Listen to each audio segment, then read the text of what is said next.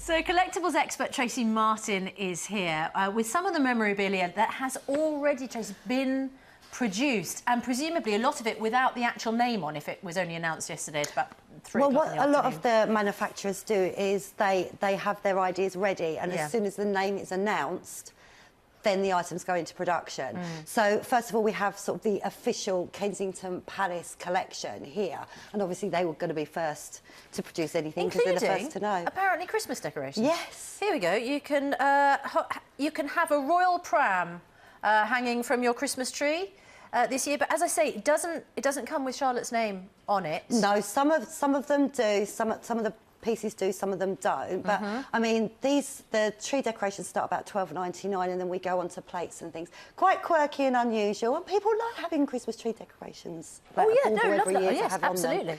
On them. But there are a lot of manufacturers like Emma Bridgewater, and the Burley factory is the same as Burley factory. They wait until the name is released and then start going into production. Pumping it all out. There was quite a lot of stuff that, as Helen was saying, for Prince George, we had the usual mugs, plates, but there were sick bags, there were toilet covers. Sick bag, and there's a sick bag for Princess Charlotte as well. That's for the baby? Yeah, for the baby. So, and is that sort of, how do they sell? They sell popular? really well, actually. There is a lot of collectors of sick bags out there, and obviously Hold on. Really? Yeah, absolutely. And obviously with the royal connection as well, there's royal collectors, royal memorabilia collectors. So Lydia Leith is the one. Is that it? Yeah, royal baby one more time. Yeah, £3 from Lydia Leith. It's yeah, it is the one that sick bag collectors want to have. I can't even comprehend that whole comment. What else have you got here? Because this is lovely, but I can't imagine how many people would want to get their hands on one of these or be able to. Yeah, this is actually a bust of Prince Charles that was made by Wedgwood, another British factory, that to commemorate his wedding to Princess Diana. Wow.